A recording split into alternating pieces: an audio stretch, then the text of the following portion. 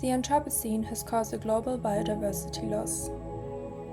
48% of all species are threatened with extinction, and only 3% show signs of recovery. Ecosystem processes underlying ecosystem services, ESS, however, depend on the diversity of organisms within the ecosystems. Ecosystem services are the services provided by nature to humans through habitats and living things, such as animals and plants. They form the basis for human needs such as access to water and food.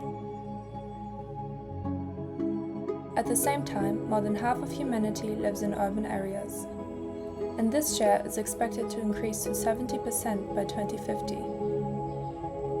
Interestingly, the diversity of animal species living in urban areas can exceed the diversity of the surrounding landscape, especially when it is heavily farmed. This can make cities important refuges for many animal species. Here, animal-aided design, AAD, comes in.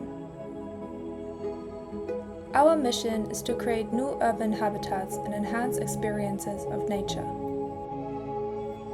Using tools from landscape architecture, urban planning, and ecology.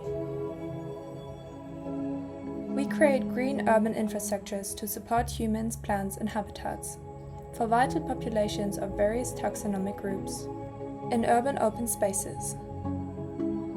AAD can be used in a variety of planning fields, from the energetic refurbishment of buildings to the small-scale redesign of an inner courtyard to the planning of extensive parks and new neighborhoods. AAD is intended to help bring nature conservation and urban planning closer together and create synergies.